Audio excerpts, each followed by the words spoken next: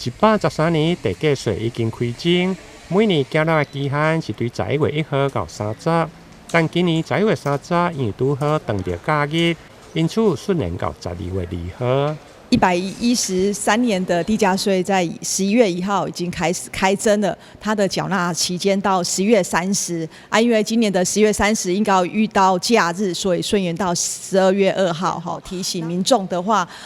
缴税的话，就是说，如果在12月2号的话，你没办法如期缴税的话，它就是每3日会加征1%的滞纳金，最高会加征到10%，所以民众的话，务必就是要在今年的话，刚好遇到假日，就是要在12月2号一定要来缴纳完毕。以缴纳的方式，除了4大超商税额伫3万块以下会用来缴纳，另外代收税款的金融机构。自然人凭证线顶的缴纳，以及目前上方便的手机扫描缴纳书的 QR code， 直接连接网络的缴税网站，嘛用来进行线顶的缴税。也是可以透过网络拿持你手那个缴款书上的那个直接 QR code 就是扫描你的那个 TWQR 直接连到那个网络的缴税服务平台就是用你的信用卡。或是晶片金融卡，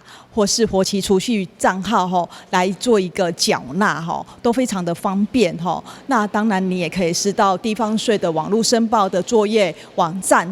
来一个线上查缴税都非常方便。为了推广依法的缴税，民众只要使用线顶的查缴税、远端的行动支付，或者是网络缴税网站顶，还可用来参加依法缴税抽奖活动。奖品有空气清净机、电子锅以及量贩店的提货券等，总共159份的奖品，总金额高达5万块以上。台南新闻林根采访报道。